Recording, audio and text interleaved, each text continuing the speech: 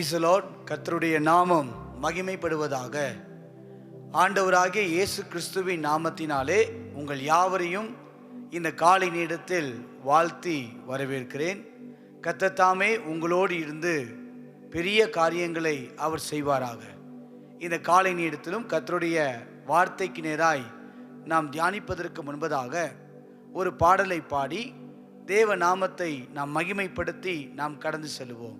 இந்த காலை நேரத்திலும் அலங்கார வாசலினாலே பிரவேசிக்க வந்திருக்கிறோம் என்ற பாடலை கரங்கள் தட்டி உற்சாகத்தோடு நாம் இணைந்து பாடுவோம்.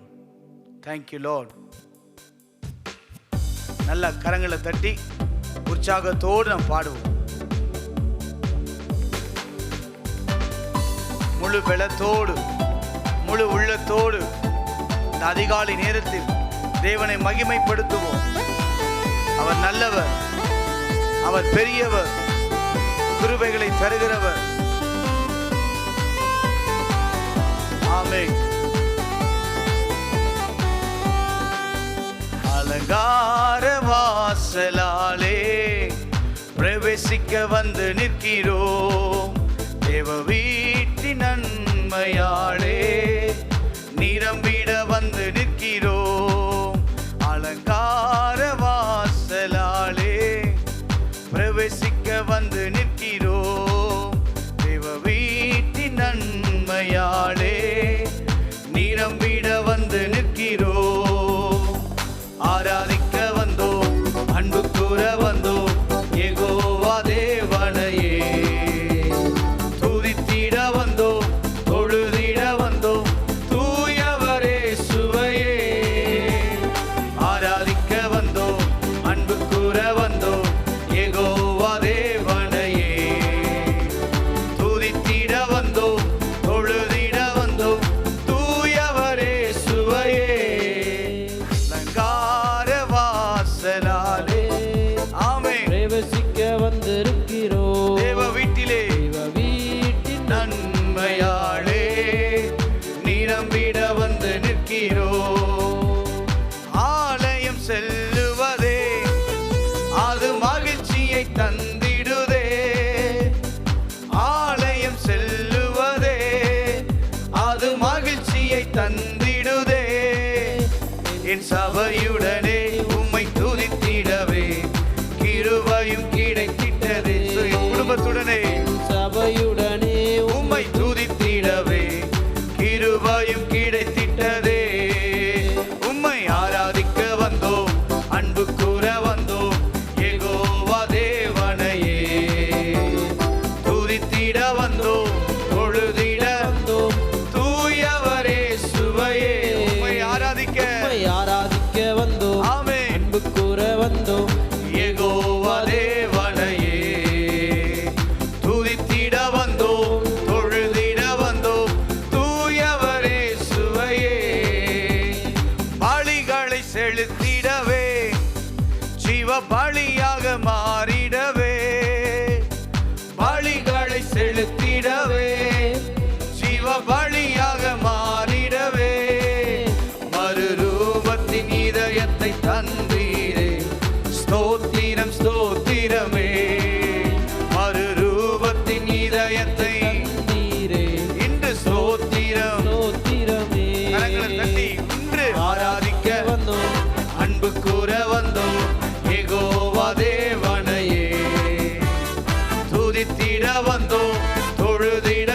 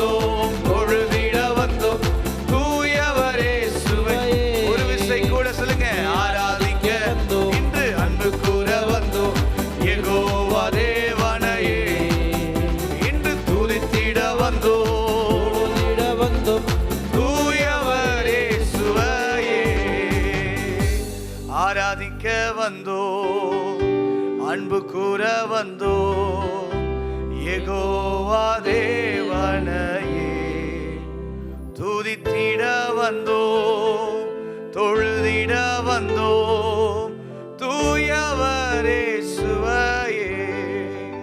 கண்களை மூடி நாம் செபிக்கலாம்.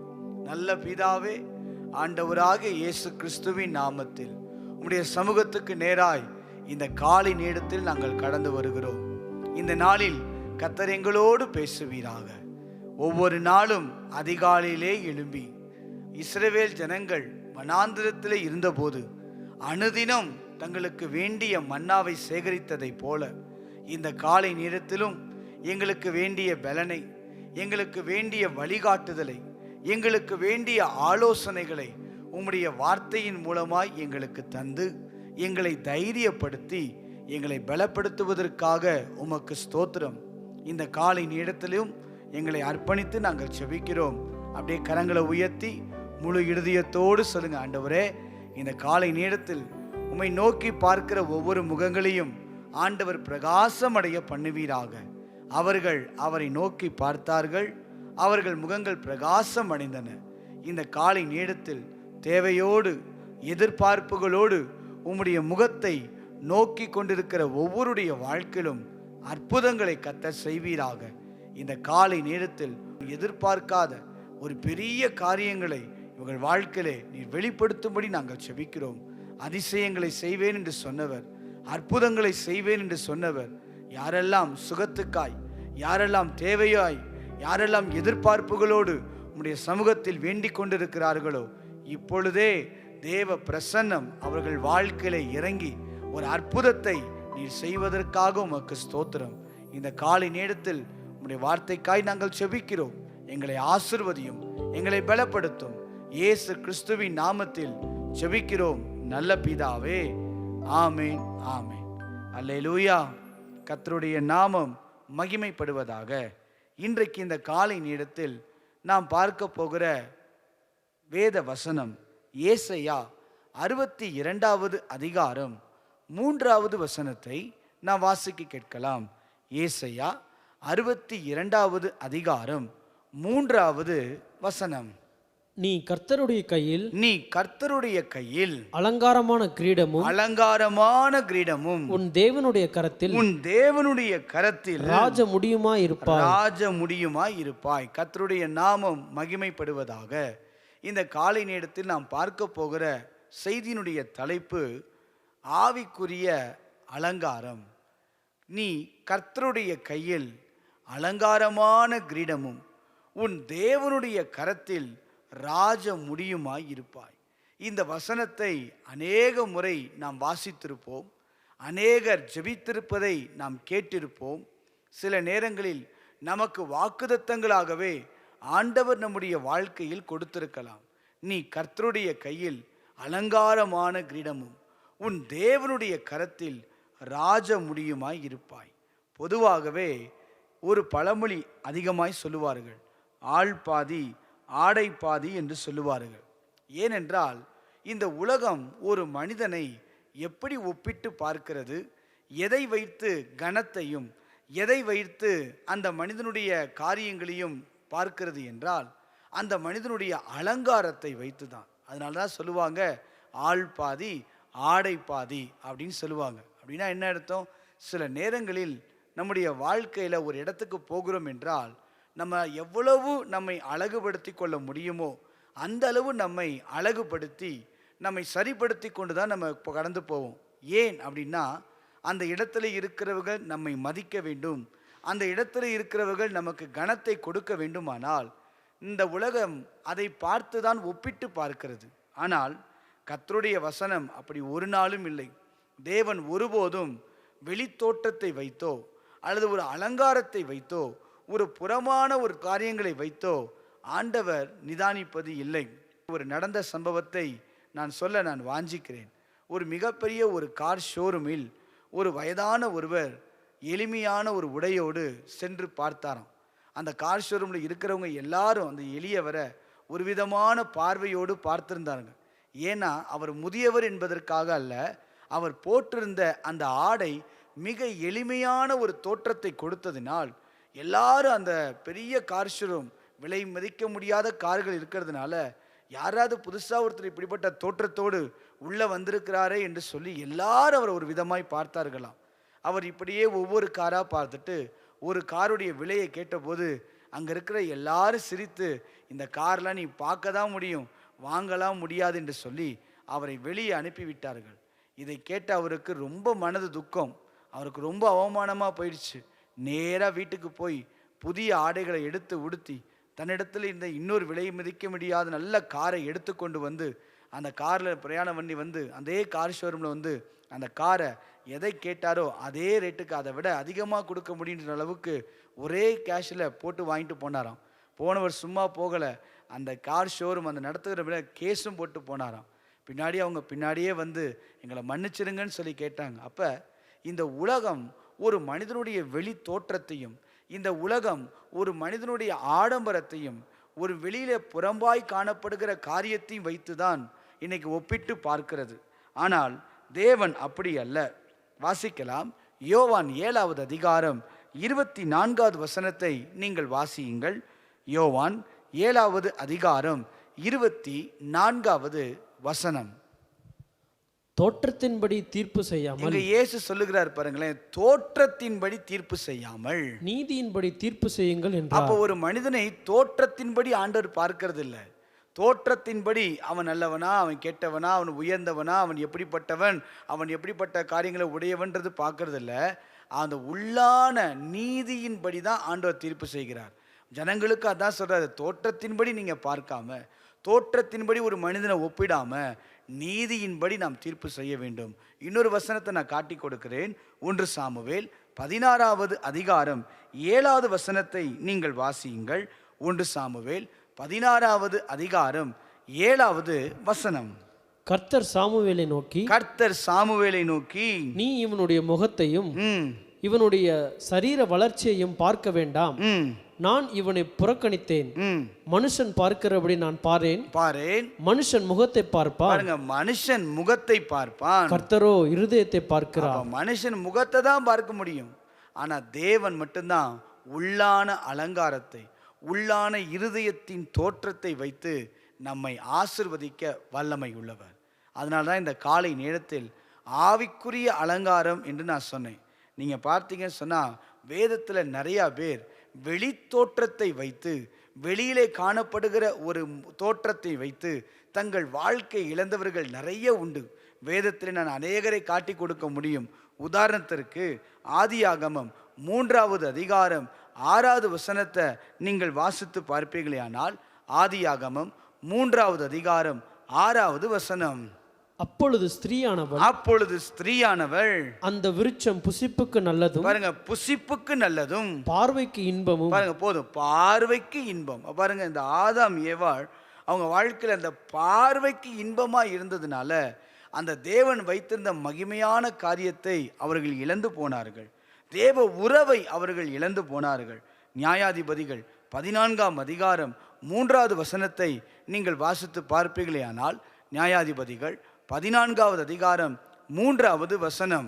அப்பொழுது அவன் தாயும் அவன் தகப்பனும் அவனை நோக்கி, நீ போய் விருத்த சேதனம் இல்லாத பெலிஸ்தரிடத்தில் ஒரு பெண்ணை கொல்ல வேண்டியது என்ன?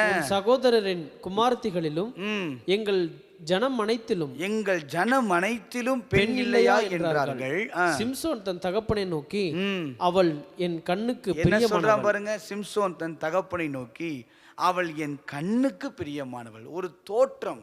இதனால சிம்சோன் வாழ்க்கையில தேவன் வைத்திருந்த பெரிய ஒரு திட்டம், அவன் மேலே இருந்த அபிஷேகத்தை அவன் இழந்து போனான். முதல்ல நம்ம பார்த்தோம், தேவ உறவை அவர்கள் இழந்து போனார்கள். ஏன்? அது பார்வைக்கு இன்பமா இருந்தது. சில நேரங்கள் நம்ம வாழ்க்கையில வெளி தோற்றங்களை வைத்து நம்ம கணக்கிட்டு கூடாது, வெளி தோற்றங்களை வைத்து தீர்ப்பிடக்கூடாது. அதான் ஏசப்பா சொல்றாரு, தோற்றத்தின்படி தீர்ப்பு செய்யாதீங்கப்பா, நீதியின்படி தீர்ப்பு செய்யுங்கள். மனிதனோ முகத்தை தான் பார்ப்பான், ஆனா நானோ, கர்த்தரோ இருதயத்தை பார்க்கிற தேவன். அவர் நம்முடைய உள்ளான காரியங்களை பார்த்து, உள்ளான அலங்காரத்தை பார்த்து நம்மை ஆசிர்வதிப்பார். இங்க நான் 2 பேரை காட்டி கொடுத்தேன். இவர்கள் பார்வைக்கு இன்பம் என்று தேவ உறவை இழந்தார்கள். சிம்சோனை எடுத்துக்கொள்ளுங்கள். அவனுடைய வாழ்க்கையில் பிரியமானவள், என் கண்ணுக்கு அவள் பிரியமானவளாக இருக்கிறா. மற்றவங்களுக்கெல்லாம் எப்படியோ தெரியல. அதனால தேவ வல்லமையை, தேவ அபிஷேகத்தை இழந்து போனான். தாவீதுடைய வாழ்க்கையில் 2 சாமுவேல் 11வது அதிகாரம் 2-3 வசனங்களை வாசித்து பார்ப்பீர்கள் என்றால், பத்சேபாலை கண்டபோது தேவனை துக்கப்படுத்தும் அளவுக்கு அவனுடைய வாழ்க்கையிலே வந்தது. வாசித்து பார்த்தீங்கன்னா, அந்த ஸ்திரீ வெகு சௌந்தரியவதியாக இருந்தாள். அப்படின்னா என்ன அர்த்தம்? அவன் பார்வைக்கு ரொம்ப அழகாக இருந்தாள். அது தவறோ எப்படி யோசிக்கலை, பார்வைக்கு அழகாக இருந்தாள். இப்படி வேதத்தில் அநேகரை நாம் காட்டி கொடுக்க முடியும். சில நேரங்களில் வெளி தோற்றத்தை பார்த்து, வெளியில் இருக்கிற காரியங்களை பார்த்து நாம் ஏமாந்து விடாதபடிக்கு, அதை பெரிதாய் பார்க்காதபடிக்கு உள்ளான அலங்காரத்தை தேவன் நேசிக்கிறவராய் இருக்கிறார். இந்த காலை நேரத்திலும் எதையெல்லாம் தேவன் நமக்கு அலங்காரமாய் கொடுக்க விரும்புகிறார். நாம் வாசித்தோம் ஏசாயா 62:3 வசனத்தில் அலங்காரமான கிரீடமாய் நம்மை வைக்கிறார் என்று வாசித்தோம். தேவன் நமக்கு எதையெல்லாம் கொடுத்து நம்மை அலங்காரப்படுத்த விரும்புகிறார். இந்த உலகம் நமக்கு கொடுக்கிற காரியங்கள் வித்தியாசமானது. நம்மை அழகுபடுத்த வேண்டும் என்று சொல்லி, அலங்காரமாய் மாற்ற வேண்டும் என்று சொல்லி ஒரு மனிதன் இந்த உலகத்தில் இருக்கிற காரியங்களை பெற்றுக்கொள்கிறான். சிலர் நினைக்கிறாங்க படிப்பு தங்களுக்கு அலங்காரமாக இருக்கும், பதவிகள் தங்களுக்கு அலங்காரமாக இருக்கும், சில நேரங்களில் அவர்கள் வைத்திருக்கிற செல்வங்கள் தங்களுக்கு அலங்காரம் என்று சொல்லி பலர் தவறாக நினைத்து கொள்ளுகிறார்கள். ஆனால் இதெல்லாம் உலகத்தின் பார்வையில் இருக்கலாம். ஆனால் தேவன் தம்முடைய பிள்ளைகளுக்கு எதை கொடுத்து அலங்காரப்படுத்த விரும்புகிறார், எதையெல்லாம் தேவன் நமக்கு கொடுத்து மேன்மைப்படுத்த விரும்புகிறார், இதை சொல்லி இந்த காலை நேரத்திலே நாம் பார்த்து கடந்து போகிறோம். முதலில் தேவன் நமக்கு எதை அலங்காரமாய் கொடுக்க விரும்புகிறார்? நீதிமொழிகள் 4வது அதிகாரம் 9வது வசனத்தை நீங்கள் வாசியுங்கள். நீதிமொழிகள் 4வது அதிகாரம் 9வது வசனம். அது உன் தலைக்கு அலங்காரமான முடியை கொடுக்கும். அது உன் தலைக்கு அலங்காரமான முடியை கொடுக்கும். அது மகிமையான கிரீடத்தை உனக்கு சூட்டும். பாருங்க, அது மகிமையான கிரீடத்தை உனக்கு சூட்டும். எது? வசனம் 7 வாசிக்கலாம். எது நமக்கு அலங்காரத்தை கொடுக்கும்? ஞானமே முக்கியம். ஞானமே முக்கியம். ஞானத்தை சம்பாதி. ஞானத்தை சம்பாதி. எண்ணத்தை சம்பாதித்தாலும், எண்ணத்தை சம்பாதித்தாலும் புத்தியை சம்பாதித்து. நல்ல கவனிங்க. முதல்ல தேவன் நம்முடைய வாழ்க்கையில எதை கொடுத்து அழகுபடுத்த விரும்புகிறார் என்றால், ஞானத்தை தேவன் கொடுத்து நம்மை அழகுபடுத்த விரும்புகிறார். கிறிஸ்தவ வாழ்க்கையில இருக்கிற ஒரு மனிதன் எதை சம்பாதிக்க வேண்டும், எதை சம்பாதித்து காத்து கொள்ள வேண்டுமானால் ஞானத்தை சம்பாதிக்க வேண்டும். அந்த சம்பாதித்த ஞானத்தை காத்து கொள்ளுகிறதுல கவனம் செலுத்த வேண்டும். இது ரெண்டுமே ரொம்ப முக்கியம். இது இல்லாததுனால தான் நம்ம வாழ்க்கை நிறைய பிரச்சனைகளை நம்ம சந்திக்கிறோம். ஒரு மனிதனுக்கு படிப்பை விட, ஒரு மனிதனுக்கு வசதியை விட, ஒரு மனிதனுக்கு அழகை விட ஞானம் என்பது அலங்காரம்தான் மிக மேன்மையானது, மிக முக்கியமானது. ஏனென்றால் ஞானம்தான் ஒரு மனிதனை மேன்மைப்படுத்த முடியும். ஞானம் இருக்கிற ஒரு மனிதனால தான் உயர்வுகளை கண்டடைய முடியும். ஞானமாய் இருக்கிற ஒரு மனிதனை கொண்டு தான் தேவன் பெரிய காரியங்களை செய்ய முடியும். உதாரணத்திற்கு நீங்கள் ஒரு வசனத்தை வாசியுங்கள். ஆதியாகமம் 41வது அதிகாரம் 39வது வசனத்தை நீங்கள் வாசித்து பாருங்கள். ஆதியாகமம் 41வது அதிகாரம் 39வது வசனம். பின்பு பார்வோன் யோசேப்பை நோக்கி, பாருங்க, யோசேப்பை நோக்கி, தேவன் இவை எல்லாவற்றையும் உனக்கு வெளிப்படுத்தி இருக்கிறபடியால், உனக்கு வெளிப்படுத்தி இருக்கிறபடியால் உன்னை போல விவேகமும், பாருங்க, உன்னை போல விவேகமும் ஞானமும் உள்ளவன், ஞானமும் உள்ளவன் வேறு ஒருவனும் இல்லை. வேறு ஒருவரும் இல்லை. யோசித்து பாருங்க. அடிமையாய் இருந்த யோசேப்புடைய வாழ்க்கையில அந்த தேசத்துக்கே ஒரு அதிகாரியாய் பார்வோனுக்கு அடுத்த ஸ்தானத்தில் உயர்த்தப்பட்டதுக்கு காரணம் என்ன? அவர் சொல்றான், உன்னை போல விவேகமும் ஞானம் உள்ளவன் வேறொருவனும் இல்லை. அப்படின்னா ஞானம் நம்ம நடந்து கொள்ளும் போது தேசத்திலும் மற்ற இடத்திலும் தேவன் நம்மை உயர்த்தி வைக்க அவர் வல்லமையுள்ள தேவனாய் இருக்கிறார். நீதிமொழிகள் 3வது அதிகாரம் 13வது வசனத்தை நீங்க வாசித்து பாருங்கள். வாசிக்கலாம். நீதிமொழிகள் 3வது அதிகாரம் 13வது வசனத்தை வாசிப்போம். ஞானத்தை கண்டடைகிற மனுஷன், புத்தியை சம்பாதிக்கிற மனுஷனும் பாக்கியவான். நல்லா கவனிச்சு பாருங்க, எவ்வளவு அழகா வேதம் சொல்லுது. ஞானத்தை கண்டடைகிற மனுஷனும் புத்தியை சம்பாதிக்கிற மனுஷனும் பாக்கியவான்கள். பாக்கியவான்கள்னா என்ன அர்த்தம்? Blessed man. யார் ஆசீர்வதிக்கப்பட்டவர்கள், யார் தேவனால் மகிமைப்படுத்தப்படுகிறவர்கள், யார் உயர்த்தப்பட முடியவர்கள், ஞானத்தை சம்பாதிக்கிறவர்கள் தான். ஞானமே முக்கியம். ஞானம் சத்தமிட்டு கூப்பிடுகிறது இல்லையோ, அப்படின்னா ஞானத்தை நாம் சம்பாதிக்க வேண்டும். ஆண்டவர் ஒரு மனிதனுக்கு எதை கொடுத்து அலங்காரப்படுத்த விரும்புகிறார் என்றால் ஞானத்தை கொடுத்து. தேவ ஞானத்தை, உலக ஞானம் அல்ல, உலகம் கொடுக்கிறது அறிவு. இந்த அறிவை வைத்து மற்ற விஷயங்களை தான் புரிந்து கொள்ள முடியுமே தவிர வெளிப்பாட்டை பெற்றுக்கொள்ள வேண்டும், ஒரு தீர்வை சந்திக்க வேண்டும், அல்லது ஒரு பிரச்சனையில் தேவனுடைய ஆலோசனையை பெற்று முடிவுகளை எடுக்க வேண்டுமானால் தேவ ஞானம் நமக்கு அவசியம். ஞானத்தை தரும்போது அந்த ஞானம் நம்மை காப்பாற்றும், அந்த ஞானம் நம்மை உயர்த்தும், அந்த ஞானம் நம்மை மேன்மைப்படுத்தும். தேசங்களுக்கு, அதிகாரிகளுக்கு, ராஜாக்களுக்கு முன்பதாக நம்மை நிற்க வைப்பது தேவன் நமக்கு தருகிற ஞானம். உலகம் கல்வி அறிவை தான் கொடுக்க முடியும், ஆனால் தேவன் தான் நமக்கு ஞானத்தை கொடுக்க முடியும். அதனால தான் நம்ம ஜெபிப்போம், நம்ம பிள்ளைங்களுக்கு, கர்த்தாவே என் பிள்ளைகளுக்கு ஞானத்தை தாரும், அறிவை தாரும் ஜெபிக்கிறதை விட ஞானத்தை தாரும். ஏன்? அறிவு உலகம் கொடுக்க முடியும், அது எப்படியாவது பெற்றுக்கொள்ளுவாங்க. ஆனால் ஒரு மனிதன் விவேகம் உள்ள மனிதனாய் மேன்மைப்படுத்த விட வேண்டுமானால், உயர்த்தப்பட வேண்டுமானால், ஆசீர்வதிக்கப்பட வேண்டுமானால் ஞானம் மிக மிக அவசியம். அல்லேலூயா. இந்த காலை நேரத்திலும் சில கருத்துக்களை பார்க்க போகிறோம். ஞானத்தை நாம் அலங்காரமாக்கி கொள்ள வேண்டுமானால், ஏன் அப்படின்னு அலங்காரமாக்கி கொள்ள வேண்டும்? அது நமக்கு ஆசீர்வாதத்தை கொண்டு வரும். 3 கருத்துக்களை சொல்லி நான் ஜெபிக்க போகிறேன். இந்த ஞானத்தை மாத்திரம் தான் நான் பேச போகிறேன். இந்த ஞானத்தை கொடுத்து நம்மை அழகுபடுத்த தேவன் விருப்பம் உள்ளவராய் இருக்கிறார். நீங்கள் பார்ப்பீர்களானால் ஞானத்தை ஏன் நமக்கு அலங்காரமாய் கொடுக்கிறார்? 1 மத்தேயு 12:35 வசனத்தை நீங்கள் வாசிப்பீங்கன்னா, நம்முடைய மதிப்பு அதிகரிக்கணும்னா ஞானம் அவசியம். நம்முடைய மதிப்பு, நம்ம மேலே இருக்கிற நல்ல மதிப்பு, நம்ம மேலே இருக்கிற கணம், வார்த்தைகள், பார்வைகள், மதிப்பு அதிகரிக்கணும்னா ஞானம் அவசியம். சுருக்கமாய் நான் சொல்லுகிறேன். அப்போ நம்ம மதிப்பு குடும்பத்தில், சமுதாயத்தில், நம்ம இருக்கிற இடத்துல நம்முடைய மதிப்பு அதிகமாக வேண்டும், நாம் உயர்த்தப்பட வேண்டும், நம்ம வார்த்தைகளுக்கு மதிப்பு இருக்கணும்னு சொன்னால் நமக்கு ஞானம் அவசியம்.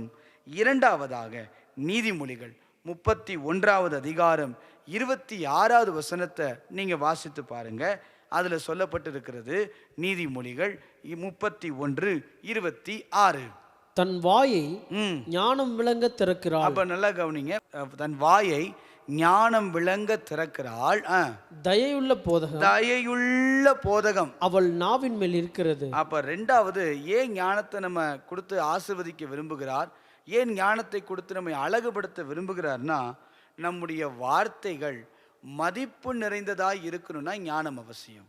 முதல்ல நான் சொன்னேன், நம்முடைய மதிப்பு பர்சனலாக ஒருவர் நம்மை பார்க்கும்போது, குடும்பத்திலோ சமுதாயத்திலோ வேலை செய்கிற இடத்திலோ எந்த இடமாக இருந்தாலும் ஒரு தனிப்பட்ட விதத்தில் ஒரு மதிப்பு வேண்டுமானால் நம்முடைய வாழ்க்கையில் ஞானம் அவசியம்.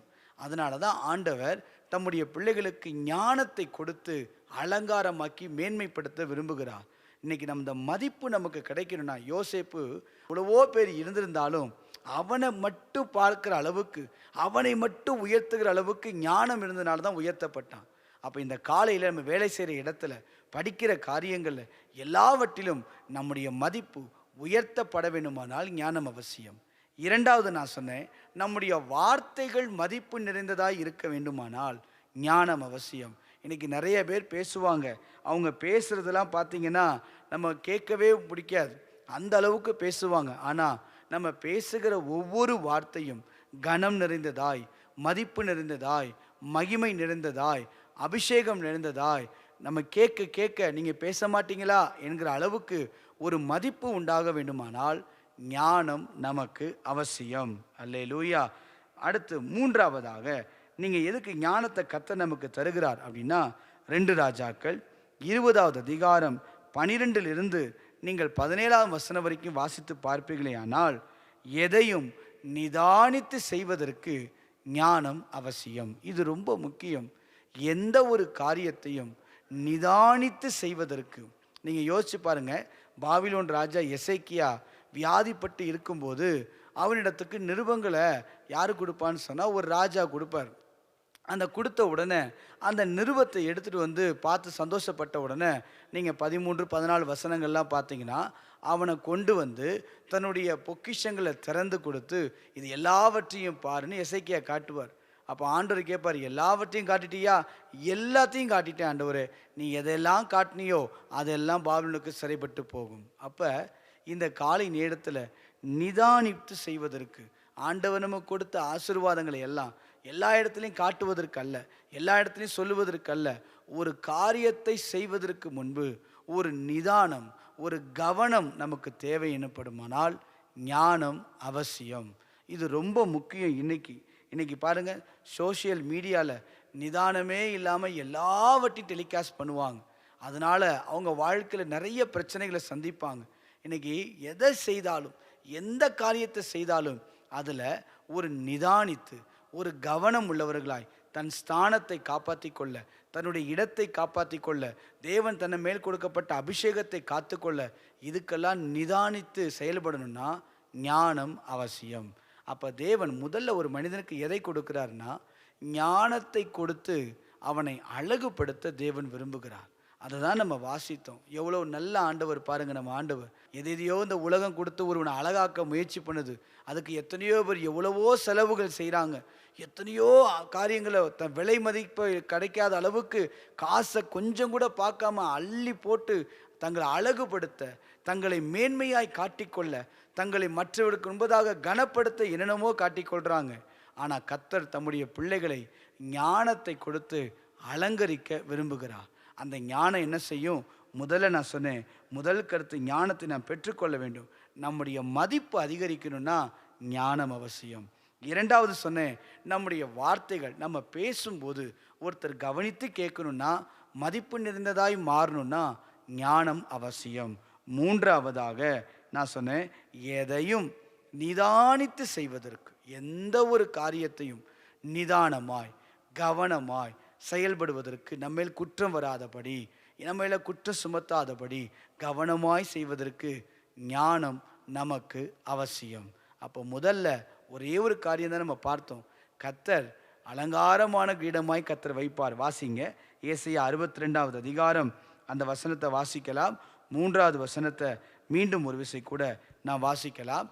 நீ கர்த்தருடைய கையில் அலங்காரமான கிரீடமும், பாருங்க, அலங்காரமான கிரீடமும் உன் தேவனுடைய கரத்தில் ராஜ முடியுமா இருப்பாய். அப்ப முதல்ல நம்ம கர்த்தருடைய கையில் அலங்காரமான கிரீடமா இருக்கணும்னா அவர் தம்முடைய கையில் நம்ம வச்சு சொல்றாரு. எப்படி அழகுபடுத்த விரும்புகிறார்னா ஞானத்தை கொடுத்து அழகுபடுத்த விரும்புகிறார். ஞானம் ஒரு பெரிய அலங்காரம். அந்த ஞானத்தை அதெல்லாம் ஞானத்தை சம்பாதிக்க என்ன செய்யணும்? ஒரே ஒரு கருத்தை சொல்கிறேன், கர்த்தருக்கு பயப்படுதலே ஞானத்தின் ஆரம்பம். இந்த ஞானம் நமக்கு வேணும்னா கர்த்தருக்கு பயப்படுகிற பயம் நம்ம வாழ்க்கையில் இருக்கணும். தேவனுக்கு பயப்படுகிற பயம் யாருக்கு இருக்குதோ அவங்க மேலே தேவ ஞானம் இறக்கும். தேவ ஞானத்தை தருவார். அவங்கள கொடுத்து அழகுபடுத்துவார், கிரீடமாய் வைப்பார், ராஜாக்களுக்கு முன்பதாக நிப்பாட்டுவார், அதிகாரிகளுக்கு முன்பதாக நிப்பாட்டுவார், மதிப்புகளை கொடுப்பார், உயர்த்தி வைப்பார், தேசத்திலே மகிமைப்படுத்துவார். இந்த காலை நேரத்தில் கண்களை மூடி இந்த ஞானத்துக்காக நாம் செபிப்போம். எல்லாருக்கும் இது தேவை. வயதானவர்களுக்கும் தேவை, சிறு பிள்ளைகளுக்கும் தேவை, வேலைக்கு போகிற சகோதரர்களுக்கும் தேவை, வேலைக்கு போகிற சகோதரிக்கும் தேவை, குடும்பத்தில் இருக்க தலைவர்களுக்கு தேவை, குடும்ப தலைவிக்கு தேவை, ஊழியக்காரர்களுக்கு தேவை, எல்லாருக்கும் தேவையானது ஞானம். இதை ஆண்டவர் நமக்கு கொடுத்து நம்மை அழகுபடுத்த விரும்புகிறார். எவ்வளவு நல்ல தேவனை நம்ம ஆராதிக்கிறோம். கண்களை மூடி, ஆண்டவரே உம்முடைய ஞானத்தால் என்னை நிரப்பும் என்று சொல்லி இந்த காலை நேரத்தில் ஜெபியுங்கள். காலைதோறும் கர்த்தருடைய கிருபைகள் புதியவைகள். காலையிலே ஜெபிக்கிற ஜெபத்தை ஆண்டவர் கேட்டு அற்புதங்களை செய்வார். அநேக பிரச்சனைக்கு காரணம் ஞானமில்லாமல் நடந்து கொண்ட காரியம். அநேக குழப்பத்திற்கு காரணம் ஞானமில்லாமல் நடந்து கொண்ட காரியம். அநேக காரியத்திற்கு இன்னும் விடிவுகள், இன்னும் விடைகள் வராததுக்கு காரணம் ஞானமில்லாத தன்மை. இது எல்லாம் மாறணும்னா கர்த்தர் தம்முடைய ஞானத்தை நமக்கு கொடுக்க வேண்டும். கேளுங்க, இந்த காலை நேரத்தில் உங்கள் பிள்ளைங்க இருப்பாங்கன்னா உங்கள் பிள்ளைகளுக்கு கர்த்தர் ஞானத்தை தரணும். யாக்கோபில் சொல்லப்படுகிறது, ஒருவன் ஞானத்தில் குறைவுள்ளவனாய் இருந்தால் அந்த தேவனிடத்தில் கேட்கும்போது பரிபூர்ணமாய் கர்த்தர் கொடுப்பாராம். இந்த கண்களை மூடி உள்ளத்தின் ஆழத்திலிருந்து உங்கள் பிள்ளைகளுக்காக ஜெபம் பண்ணுங்க.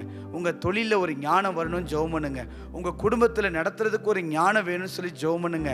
உங்கள் பிள்ளைகளை வழி நடத்துவதற்கு பெற்றோராகிய நமக்கு நல்ல ஞானத்தை கர்த்தர் நமக்கு தரணும்னு ஜெபம் பண்ணுங்க. இந்த பொல்லாத உலகத்தில் ஞானமாய் நடந்து அலங்காரமாய் வாழ உயர்த்தப்பட தேவன் நமக்கு கிருபை செய்வாராக. கண்களை மூடி அப்படியே அர்ப்பணித்து ஜெபம் பண்ணுங்க பார்ப்போம். நல்ல பிதாவே, இந்த காலை நேரத்தில் யாரெல்லாம் ஞானத்திற்காக ஜெபித்து கொண்டு இருக்கிறார்களோ, இப்பொழுதே இந்த வார்த்தையை கேட்டது நிமித்தமாய் ஒரு ஆசீர்வாதத்தை கர்த்தர் தருவீராக. ஒரு அற்புதம் நடக்கட்டும் ஆண்டவரே. இவங்க என்னெல்லாம் எதிர்பார்த்தாங்களோ அதையெல்லாம் தேவன் செய்வீராக.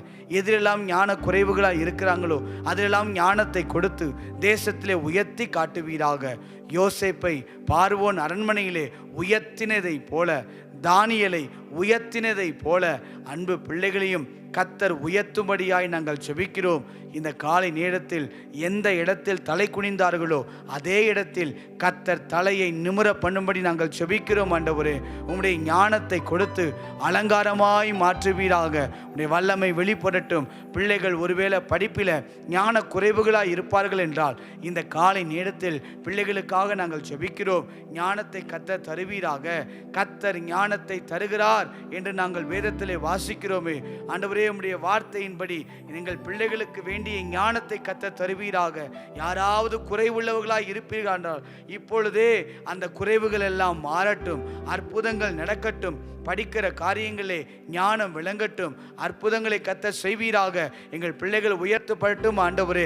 தொழிலே ஞானம் உண்டாகட்டும். வேலை ஸ்தலத்திலே ஞானம் உண்டாகட்டும். தனிப்பட்ட வாழ்க்கையில ஞானம் உண்டாகட்டும். குடும்ப காரியத்திலே ஞானம் உண்டாகட்டும். தங்கள் வாழ்க்கையில எந்த முடிவுகளை எடுத்தாலும் நிதானித்து செய்வதற்கு, எதை செய்வதற்கு முன்பும் சற்று யோசித்து தங்கள் வாழ்க்கையில தெளிவான ஒரு வழிகாட்டுதலை, முடிவுகளை எடுப்பதற்கு ஞானத்தை தந்து தேவரீர் நீர் ஆசீர்வதிக்கும்படி நாங்கள் ஜெபிக்கிறோம். அற்புதத்தை செய்வதற்காய் நன்றி. இப்பொழுது ஜெபித்துக் கொண்டிருக்கிற ஒவ்வொருடைய வாழ்க்கையிலும் ஞானம் உதிக்கட்டும் ஆண்டவரே. கர்த்தருக்கு பயப்படுகிற அந்த பயம் உண்டாகட்டும். தேவ ஞானம், மெய் ஞானம் இவங்க வாழ்க்கையில கடந்து வரும்படி நான் ஜெபிக்கிறேன். உம்முடைய வல்லமையுள்ள பிரசன்னத்திற்காய் ஸ்தோத்திரம். யாரெல்லாம் ஜெபித்து கொண்டிருக்கிறார்களோ இன்றையிலிருந்து அவங்க வாழ்க்கையில் ஒரு பெரிய மாற்றத்தை பார்க்கட்டும். அவர்கள் எடுக்கிற முடிவுகளில் கர்த்தருடைய கரம் இருக்கிறதை பார்க்கட்டும். தேவனுக்கு பிரியமானபடி, தேவன் விரும்புகிறபடி தங்கள் காரியங்களை தேவனிடத்தில் ஆலோசனையை பெற்று, தேவனிடத்தில் வெளிப்பாடுகளை பெற்று, தேவ வசனத்தின்படி செயல்படுவதற்கு வேண்டிய ஞானத்தை கர்த்தர் இவர்களுக்கு கொடுத்து மேன்மைப்படுத்தும்படி நாங்கள் ஜெபிக்கிறோம். நீர் ஆசீர்வதிப்பதற்காக நன்றி. இயேசுவின் நாமத்தில் ஜெபிக்கிறோம் நல்ல பிதாவே, ஆமென். சேர்ந்து சொல்லுவோமா? ஆராதிக்க வந்தோம், அன்பு கூற வந்தோம், யெகோவா தேவனையே. துதித்திட வந்தோம், தொழுதிட வந்தோம், தூயவரே சுவையே. உம்மை ஆராதிக்க வந்தோம், அன்பு கூற வந்தோம், யெகோவா தேவனையே. துதித்திட வந்தோம், தொழுதிட வந்தோம், ஆமென். தூயவரே சுவையே. உள்ளத்திலிருந்து உம்மை ஆராதிக்க வந்தோம், ஆமென். அன்பு கூற வந்தோம், ஓ யெகோவா தேவனையே. இன்று துதித்திட வந்தோம், தொழுதிட வந்தோம், எங்கள் தூயவரே சுவையே. நல்ல ஞானத்தை கொடுத்து நடத்துவீராக.